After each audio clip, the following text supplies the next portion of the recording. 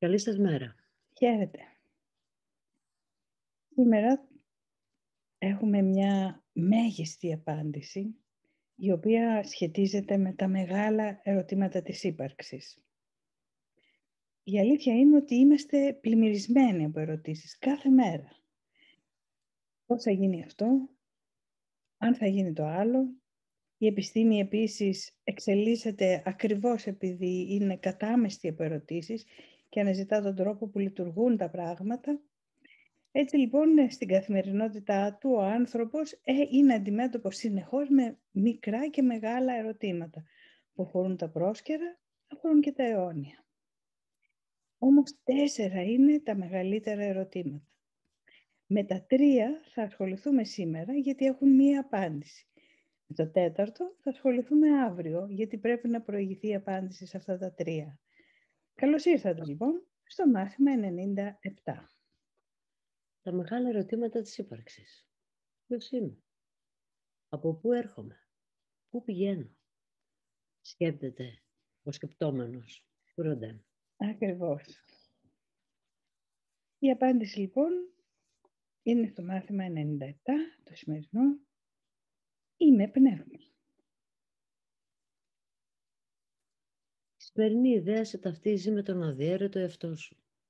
Δεν αποδέχεται καμιά διχασμένη ταυτότητα. Ούτε προσπαθεί να ενοποιήσει αντιτιθέμενους παράγοντες. Απλώς δηλώνει την αλήθεια. Εκταστήσουμε αυτή την αλήθεια όσο πιο συχνά μπορεί σήμερα.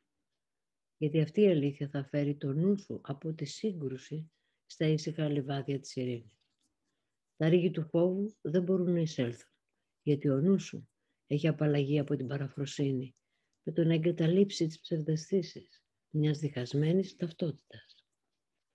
Δηλώνουμε και πάλι την αλήθεια για τον εαυτό σου, τον Άγιο Υιό του Θεού, που αναπαύεται μέσα σου, ο νους του οποίου έχει θεραπευτεί. Είσαι το πνεύμα που έχει πρικιστεί με όλη την αγάπη, την ειρήνη και τη χαρά του πατέρα σου. Είσαι το πνεύμα που ολοκληρώνει τον εαυτό του και που μοιράζεται με αυτόν την αποστολή του ως δημιουργός. Αυτός είναι πάντα μαζί σου, όπως και εσύ είσαι μαζί του. Θυμηθείτε τα λόγια του Ιησού από το κατά Ιωάννη. Ότι εγώ εν το πατρί και ο πατήρ εν εμεί εστίν. Αυτό ακριβώς ισχύει και για μας. Είμαστε πάντα μέσα στο δημιουργό μας και εκείνος είναι πάντα μέσα μας. Σήμερα προσπαθούμε να φέρουμε την πραγματικότητα ακόμα πιο κοντά στο νου σου. Κάθε φορά που κάνεις την άσκηση, η επίγνωση έρχεται λίγο πιο κοντά. Μερικές φορές γλιτώνεις 1000 χρόνια ή και περισσότερο. Ο χρόνος που αφιερώνεις για εξάσκηση πολλαπλασιάζεται ξανά και ξανά, επειδή το θαύμα χρησιμοποιεί το χρόνο, αλλά δεν κυβερνάται από αυτό. Η σωτηρία είναι ένα θαύμα, το πρώτο και το τελευταίο. Το πρώτο που είναι το τελευταίο, γιατί είναι αδιέρετο. Εδώ μας λέει η Ιουλία μου ότι δεν κυβερνάται από το χρόνο το θαύμα, αλλά τον χρησιμοποιεί το χρόνο. Προφανώς εννοεί αυτή την κάθετη γραμμή που λέγαμε ότι από οριζόντιος ο χρόνος γίνεται κάθετος όταν το θαύμα πραγματώνεται, εκπληρώνεται. Έτσι λοιπόν όταν μας λέει ότι οι λίγες στιγμές που αφιερώνουμε πολλαπλασιάζονται και γίνονται 1000 χρόνια, όπως μετράμε εμείς το χρόνο, κυριολεκτεί. Μας μειώνει το χρόνο του πόνου, το χρόνο της παραμονής στην ψευδαίσθηση. Είσαι το πνεύμα στο νου του οποίου βρίσκεται το θαύμα, στο οποίο όλος ο χρόνος μένει ακίνητος. Το θαύμα στο οποίο 1 λεπτό αφιερωμένο στη χρήση αυτών των ιδεών γίνεται χρόνος που δεν έχει ούτε όρια ούτε τέλος. Αφιέρωσε λοιπόν πρόθυμα αυτά τα λεπτά και έχει εμπιστοσύνη σε αυτόν που υποσχέθηκε να θέσει την αιωνιότητα δίπλα τους. Αυτό θα προσφέρει όλη τη δύναμή του σε κάθε μικρή προσπάθεια που κάνεις. Δώσε σε αυτόν τον χρόνο που χρειάζεται σήμερα για να σε βοηθήσει να κατανοήσεις μαζί με αυτόν ότι είσαι το πνεύμα που κατοικεί σε αυτόν και που μέσω της φωνής του καλεί κάθε τι που ζει. Προσφέρει την όρασή του στον καθένα που τη ζητά, γιατί καθιστά τα λάθη με την απλή αλήθεια. Το Άγιο Πνεύμα θα χαρεί να παίρνει 5 λεπτά κάθε ώρα από τα χέρια σου και να τα διοχετεύει σε αυτόν τον πονεμένο κόσμο όπου ο πόνος και η δυστυχία φαίνονται να βασιλεύουν. Το Άγιο Πνεύμα δεν θα αγνοήσει ούτε ένα δεκτικό νου που θα αποδεχτεί αυτά τα δώρα της θεραπείας και θα τα αναποθέσει παντού, όπου γνωρίζει ότι θα είναι ευπρόσδεκτα. Η θεραπευτική τους δύναμη θα αυξάνεται κάθε φορά που κάποιος τα αποδέχεται ως τις σκέψεις του και τα χρησιμοποιεί για να θεραπεύει. Με αυτόν τον τρόπο κάθε δώρο που του δίνεις θα πολλαπλασιαστεί 1000 φορές και δεκάδες χιλιάδες φορές περισσότερο. Και όταν θα σου επιστραφεί θα είναι τόσο πολύ πιο ισχυρό από το μικρό δώρο που έδωσες, όσο είναι η ακτινοβολία του ήλιου μπροστά στη μικροσκοπική λάμψη που δίνει η πυγολαμπίδα για μια αβέβαιη στιγμή πριν σβήσει. Η σταθερή λαμπρότητα αυτού του φωτός παραμένει και σε οδηγεί έξω από το σκοτάδι και δεν θα μπορέσεις ποτέ πια να ξεχάσεις το δρόμο. Εδώ λοιπόν Μαρία μας λέει ότι εκτός από το χρόνο, ο οποίος πολλαπλασιάζεται και μας δίνεται ως αιωνιότητα, από την άλλη πλευρά πολλαπλασιάζεται και το δώρο. Αντίθετα δηλαδή από ό,τι πιστεύουμε σε αυτόν εδώ τον κόσμο, όπου το να δίνω κάτι σημαίνει να μην το έχω πια, εδώ δίνοντάς το, μας λέει, το Άγιο Πνεύμα το πολλαπλασιάζει και μου το επιστρέφει 1000 φορές και δεκάδες χιλιάδες φορές περισσότερο. Γιατί καθώς το κάνουμε, όποιοι νόες είναι έτοιμοι και ευπρόσδεκτα το δέχονται, πολλαπλασιάζεται και μέσα από αυτούς τους νόες και επιστρέφει σε μας. Ακριβώς. Και τι μπορεί να είναι αυτό? Ποιότητες όπως η αγάπη, που όταν τη δίνουμε δεν τη χάνουμε, δεν φεύγει από την καρδιά μας, ενισχύεται. Ποιότητες όπως να θέλω γαλήνη, ειρήνη. Μας προτείνει λοιπόν πώς θα το εφαρμόσουμε αυτό σήμερα. Άρχισε αυτές τις χαρούμενες ασκήσεις με τα λόγια με τα οποία το Άγιο Πνεύμα σου μιλά και άσε τα να αντυχήσουν μέσω αυτού σε όλο τον κόσμο. Πνεύμα είμαι, ο Άγιος Υιός του Θεού, ελεύθερος από όλους τους περιορισμούς, ασφαλής, θεραπευμένος και ακέραιος, ελεύθερος να συγχωρώ και ελεύθερος να σώσω τον κόσμο.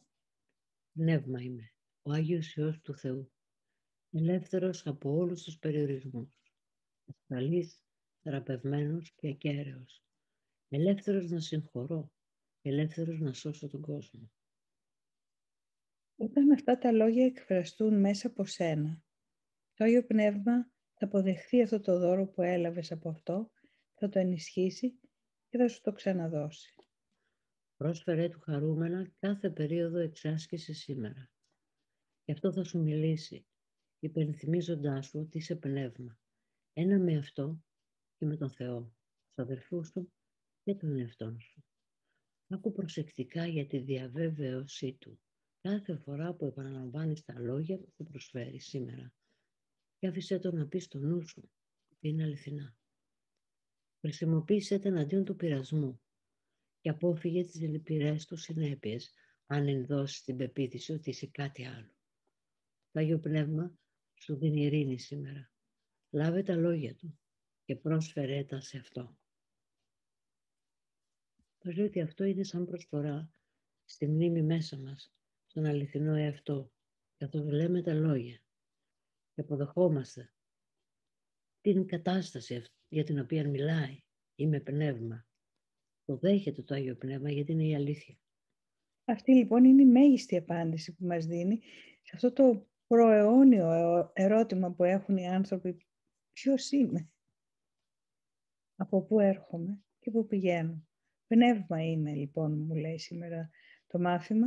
Έρχομαι από το πνεύμα και στο πνεύμα ανήκω. Έχουμε μία ερώτηση από τη Μαρία. Θα ήθελα να με βοηθήσετε για το μάθημα 92. Αν δεν είμαι ένα σώμα, τι είμαι? Είναι μία ερώτηση που περιέχει το μάθημα 92. Έχω κάνει χειρουργείο το Σάββατο από ατύχημα στο ισχύο, ο πόνος πάρα πολύς. Όσο και να το λέω, το σώμα δεν αφήνει πολλά περιθώρια. Πονάει. Επίσης ήθελα να ρωτήσω, το εγώ μπορεί να επιτεθεί? Έχω μια αίσθηση κάθε φορά που είμαι σε καλό δρόμο, δηλαδή συγχώρεσης, αγάπης, προσπαθώ όσο μπορώ και θέλω να βγω από την ψευδαίσθηση, κάτι θα μου συμβεί. Είχα πάλι πριν κάποια χρόνια παρόμοιο ατύχημα και χτύπησα το ίδιο πόδι, το δεξί.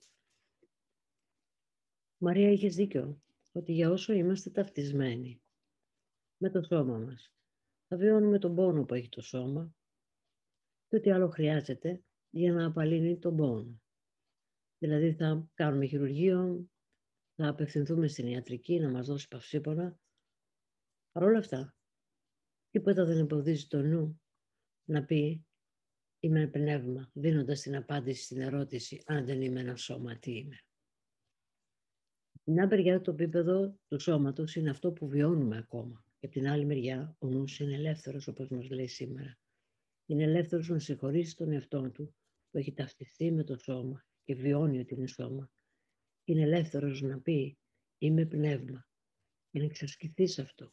Έτσι που να ανοίξει ακόμα περισσότερο και να συνδεθεί με τη δύναμη που έχει το πνεύμα μέσα του για την τελική θεραπεία. Διότι εδώ έχουμε από μια μεριά τη θεραπεία του σώματος που είναι το χειρουργείο και όποια φάρμακα μας δίνουν και από την άλλη μεριά έχουμε τη θεραπεία του νου. Η θεραπεία του νου είναι μια τελική θεραπεία, να θυμηθεί ποιος είναι. Οπότε χρησιμοποίησε ό,τι μέσον μπορείς για να ανακουφιστείς από το όποιο πρόβλημα υπάρχει στο σώμα και από την άλλη μεριά είσαι ελεύθερη να κάνεις τις ασκήσεις των θαυμάτων. Να πας προς αυτή τη μεριά, προς την αλήθεια. Επίσης υπάρχει μια ερώτηση, ρωτάει αν κάνοντας 5 λεπτά κάθε μέρα, κάθε ώρα αυτό που ζητάει η άσκηση, τότε μαζεύονται 50 λεπτά την ώρα, οπότε μένουν 10 λεπτά για να κάνει οτιδήποτε άλλο. Όμως αυτό που εννοεί κάθε φορά το μάθημα είναι 5 λεπτά την ώρα για το εκάστοτε μάθημα, το μάθημα της ημέρας. Δεν αθροίζουμε λοιπόν το 5 λεπτό του χθεσινού μαθήματος και μετά το σημερινό και μετά το αυριανό. Το εκάστοτε μάθημα έχει τις οδηγίες που αφορούν αυτό μόνο. Αφήνουμε το προηγούμενο μάθημα να υπάρχει μέσα στο νου μας, αλλά δρούμε σε σχέση με το καθημερινό μάθημα και τις οδηγίες του. Οπότε με κάθε μάθημα είναι μόνο 5 λεπτά την ώρα για το συγκεκριμένο μάθημα. Ωραία. Ας θυμόμαστε λοιπόν σήμερα, ας το πούμε ξανά για τη Μαρία με το χειρουργείο και για όποια προβλήματα υγείας έχουμε, τα αντιμετωπίζουμε, αλλά κρατάμε μέσα στο νου μας σαν να αναμένει δάδα. Το ότι ό,τι και αν συμβαίνει στο σώμα, εγώ όμως στην πραγματικότητα πνεύμα είμαι. Και σαν πνεύμα είμαι ελεύθερος από όλους τους περιορισμούς, ασφαλής και κέραιος. Και όσο πιο πολύ θα το βιώνουμε αυτό, τόσο περισσότερο οποιασδήποτε ενοχλήσεις από το σώμα θα υποχωρούν. Ό,τι και αν συμβαίνει στο σώμα, θα είμαστε πιο πάνω. Με εξάσκηση. Μια καλή μέρα για όλους. Και να θυμόμαστε ότι είμαστε πνεύμα. Καλημέρα. Χαίρετε.